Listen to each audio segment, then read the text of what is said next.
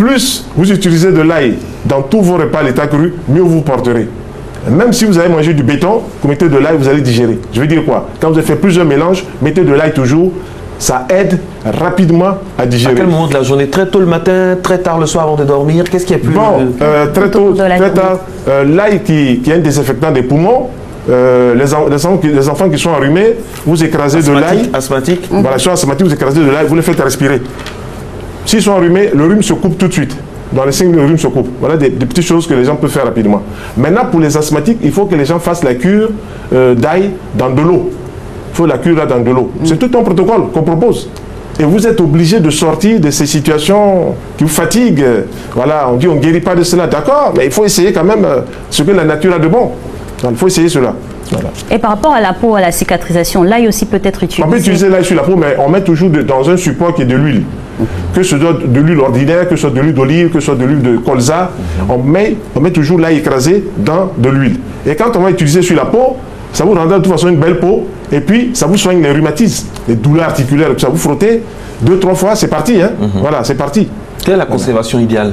La conservation de l'ail, autant l'ail est un puissant antioxydant, autant aussi l'ail peut s'abîmer rapidement si vous le laissez comme ça à l'air, il peut s'abîmer. Oui, l'oxydation, la lumière peut s'abîmer. L'idéal, on le conserve comment? En réfrigérateur? Au réfrigérateur, c'est bon. Complètement dans le bac. Dans le bac, il y a quoi, moins, il y a 5-6 degrés, 8 degrés, voilà, c'est bon là-bas. Voilà. Si vous mettez dans le trop froid, ça va le glacer, ça peut l'abîmer.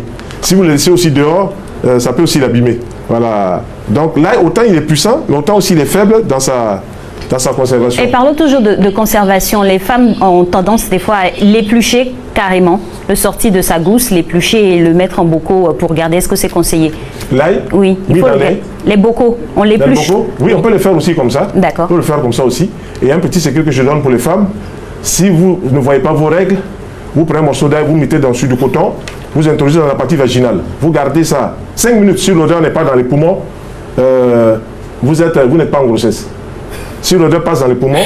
Docteur, voilà. c'est un secret. Merci docteur pour le topo. Alors, il fera le buzz. Oui, mais ça suffit. Oui, on a compris docteur. Alors, docteur, j'aimerais parler des enfants maintenant. Ail et varicelle, une question de notre... Non, la varicelle, ce sont des impuretés qui sortent du corps vers la peau. Je vous disais tantôt ici que nous avons des organes éliminateurs. On a marqué émonctoriels. Oui. Bon, ces organes émonctoriels ont pour rôle ou ont pour but d'évacuer tout ce qui n'est pas en ordre dans le corps. Vous voyez des gens par exemple qui vont aller 4 fois 5 fois à la selle, elles ont un pouvoir digestif très fort. Donc elles éliminent tout ce qui ne doit pas rester à l'intérieur.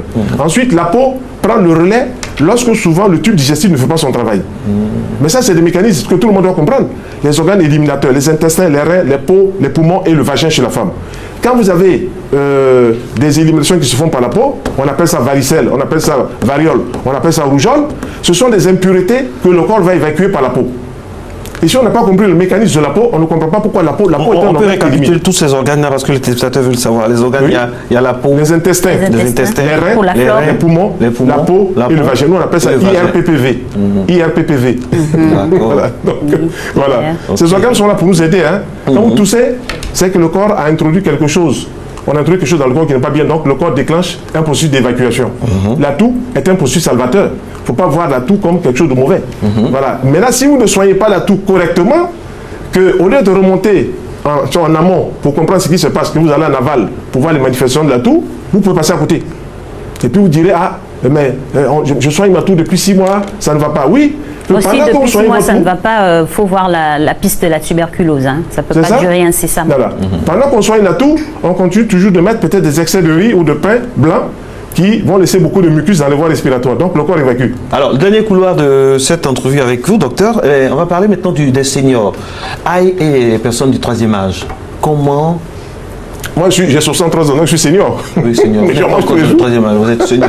À notre corps défendant, on vous le dit, mais bon. Vous êtes un très jeune senior. Oui, je regardais la télé, à vos premières chroniques, j'étais sur les jambes de mon père et j'anime, vous êtes encore là. Bien sûr. Vous êtes un jeune senior. Bien sûr. Vous vous rappelez à l'époque des Georges Kofi, bien sûr. Tout ça? Bien sûr. Mais franchement, bien sûr, toute la vieille équipe et tout ça. Donc vous avez vu les constructions d'ici, tout ça, vous êtes un témoin. Alors, le 3e âge, alors, là, docteur. toutes les personnes qui ont passé 60 ans devrait introduire au moins 2 morceaux d'ail tous les jours dans l'alimentation, l'état cru. Comment, concrètement? Le En matin, les écrasant, on coupe ça? en les écrasant, puis en les mélangeant de l'huile d'olive ou de l'huile de tournesol, de l'huile de colza. Et vous glissez ça sur votre riz, ou sur votre attiéké, ou sur votre foufou, mettez ça dessus. Parce que l'ail, je vous dis, est un antioxydant. Ça fait dormir aussi, hein? Parce que souvent, quand moi j'en mange sur la ticket comme ça, je dors aussi. Je sais pas c'est dû à quoi. Non, c'est plus la ticket, je pense, ou quoi. C'est la ticket, mais l'ail, est-ce que ça pas des... Non, en soit dit en passant, ça fait pas dormir? Non, c'est pas l'ail qui fait dormir. C'est pas l'ail, c'est quoi? C'est plutôt l'amidon de la tiéké. Non, mais pas forcément avec la ticket, même parfois dans des légumes. Il isole la Je sais ticket. pas, mais moi ça me fait dormir. Peut-être je suis un cas spécial, il faut que vous allez voir. Par rapport à toute cette nourriture en cuisine, l'ail aussi c'est conseillé pour les marinades, c'est ça?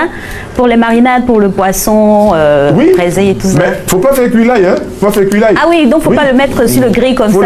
Faut mettre les poissons, faut les griller comme ça. Ou bien Au dernier moment. introduire l'ail avec le persil dans le poisson, piquer le poisson, vous mettez ça à l'intérieur. Comme ça, l'élément thérapeutique rentre dans la chair du poisson ou dans la viande, et quand vous mangez cela, vous alliez, comme je dis, gastronomie et santé. Voilà. Moi, je garde toujours la démarche nationale. Oui. Chaque fois qu'on va parler d'alimentation ici, je vous ramène toujours sur le cru.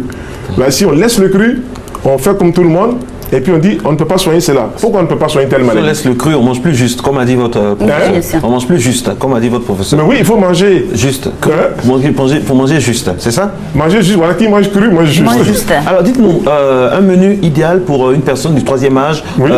en semaine ou bien par jour? Toute la semaine. Autant on respire, autant l'ail devrait faire partie de notre quotidien. Avec quel autre aliment en association pour un Avec du menu riz, complet? avec du foutou, avec de la tiéké. L'ail et du foutou. Vous écrasez toujours cela, vous mettez ça Oui, dans de l'huile. Bon. L'ail et du foutou. L'ail cru et foutou. Ail cru et foutou. Non, vous mélange, n'avez hein. pas compris. Quand je dis ail cru foutou, je veux dire quoi? Vous avez D'accord. votre sauce, Oui. vous avez votre foutou. Ben, vous mettez ça dessus pour aromatiser, pour dynamiser la sauce qui quelquefois est trop cuite. Oui, c'est ce qui se Voilà. fait, mais généralement on fait cuire avec le bouillon. Donc on est passé à côté. Oui, il faut mettre. Les gens cru. vont mettre 1 kg d'oignon, 1 kg d'ail dans les sauces, tant que c'est cuit, ça vaut rien. Ah, Ok. Voilà. d'accord. Tout ce qui est Au bon, dernier les principes- moment, il faut mettre ça au dernier moment. les principes actifs sont détruits par la chaleur. D'accord. Voilà. Et tous les aliments que nous mangeons, les légumes et tout ça, dès que vous les chauffez un peu, toutes les vitamines A, B, C, toutes les vitamines qui sont dans les légumes sont parties, comme dans les fruits.